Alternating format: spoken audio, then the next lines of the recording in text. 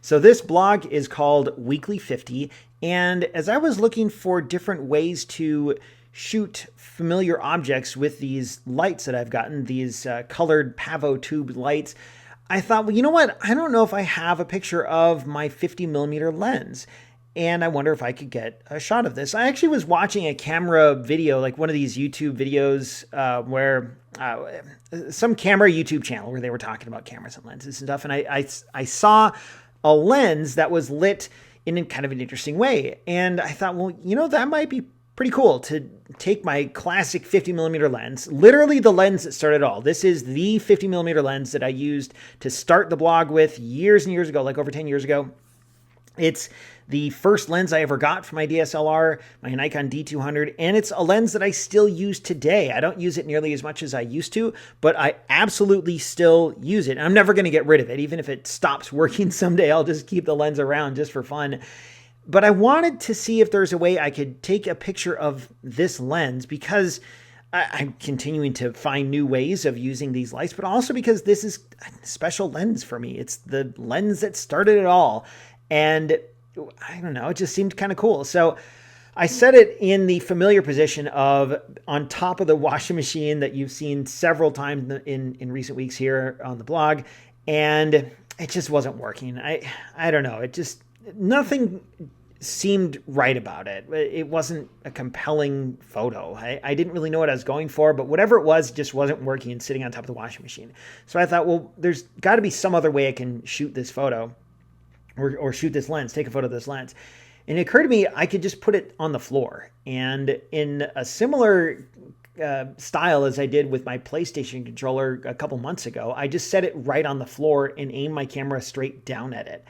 And it kind of worked. I was able to get some pretty cool shots, I guess, but it still wasn't working quite right because I didn't know what to do with the lights. I wanted to have some sense of interesting dynamic lighting on this lens, and nothing was really coming out quite right. And then I finally figured out if I could set my 3 of these lights in kind of a triangle pattern on the sides of the lens, but angled at just a little bit of an angle so that you could see the reflection in the front of the lens, that it might be kind of interesting. And I really like how it turned out. I think it's a totally unique photo among anything I've ever taken. And someone, I think it was my oldest son, he said, it looks like it's moving, and it kind of does. It almost looks like this is spinning, like the center of it has some movement motion trails, which is not intentional. That's just the lights. And if you're on YouTube, if you click the link to the blog, you can scroll down and see a picture of the setup that I used. I just took a picture of my camera pointed down at the lens with the lights standing around it, because it's probably a little bit difficult to visualize the way I'm describing it, because I don't think I'm describing it that well.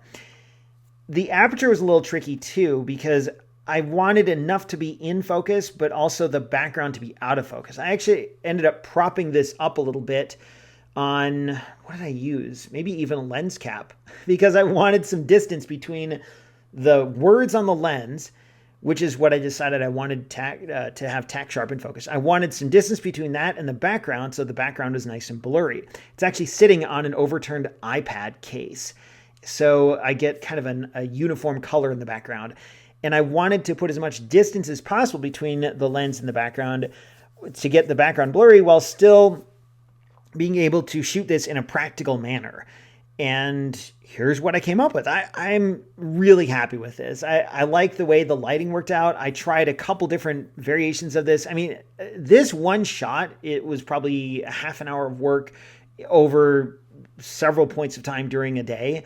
And the lights, the green, orange, and blue lights, I changed those lights colors a lot. I tried different colors. I tried different angles of the lights. I just tried lots of different things to come up with what you see here. And in the end, I'm super pleased with it. I don't know if this is the best way to showcase the classic Nifty 50 lens that started it all, but it's a pretty cool way, and I like it. And you know, I keep saying this every week, but this shot gives me more ideas for what to do in the future. So this does not commemorate some sort of grand anniversary. I mean, it's just another photo here on the blog.